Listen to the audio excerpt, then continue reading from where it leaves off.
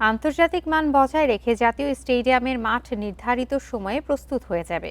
নতুন মাঠেই সেপ্টেম্বর উইন্ডোতে হামজা জামালদের ম্যাচ আয়োজনের লক্ষ্য বাফুফের। নভেম্বরে সাফ চ্যাম্পিয়নশিপের আগে ভেন্যুর মান যাচাই করে নেয়ার সুযোগ দেখছেন গ্রাউন্ডস কমিটির চেয়ারম্যান। বলেছেন, মাঠ রক্ষণাবেক্ষণে দেয়া হবে বাড়তি জোর। আন্তর্জাতিক ম্যাচ আয়োজনে বাফুফের ভরসা জাতীয় স্টেডিয়াম। নভেম্বরে সাব চ্যাম্পিয়নশিপের একমাত্র ভেন্যু। তার আগে নতুন রূপ পাচ্ছে ঢাকার হোম অব ফুটবল। লাগানো হচ্ছে নতুন ঘাস। দীর্ঘ সময় ও বিশাল বাজেটে হয়েছিল জাতীয় স্টেডিয়ামের সংস্কার। গ্যালারি, ড্রেসিং রুম, প্রেস বক্সের চেহারা পাল্টালেও মাঠ নিয়েছিল বিস্তর অভিযোগ। তাই বছর পার না হতেই আউটফিল্ডেও পরিবর্তন আনা হলো। এবার বারমুডা ঘাস লাগানোই 1.5 মাসে পরিবর্তন দৃশ্যমান। গত 20 দিন আগে মাঠের যে অবস্থা ছিল সেখান থেকে এখন যে অবস্থায় আসছে সেটা আনবিলিভেবল।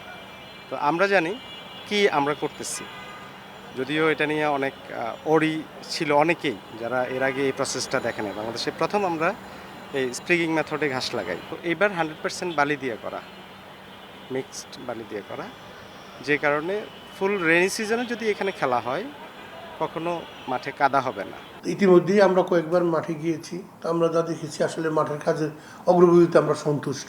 কোথাও কোনো কিছু করার থাকে আমরা কিন্তু এই টুর্নামেন্ট দিয়ে সাফের আগে বুঝতে পারবো যে এটা দিয়ে আমরা প্রিপেয়ার করতে পারবো।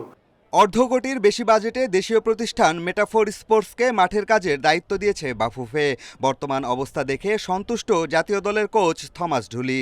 নতুন মাঠ প্রস্তুতির পাশাপাশি রক্ষণাবেক্ষণে জোর দিচ্ছে ফেডারেশন। যদি যত্নটা ঠিক থাকে, প্রপার গাইডলাইন যদি ফলো করে, এইটাতে লং টাইম খেলতে পারবে। এইটা আর্টিফিশিয়াল থেকে অনেক বেশি কমফোর্ট দিবে, অনেক বেশি গ্রিনারি থাকবে।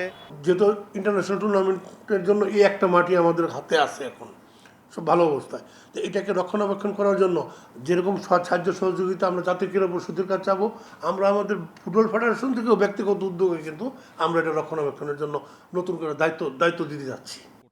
ঘরোয়া ফুটবলেও মানসম্পন্ন মাঠ প্রস্তুতের লক্ষ্য বাফুফের গ্রাউন্ডস কমিটির। মোহামেডান তাদের গোলের সুযোগ।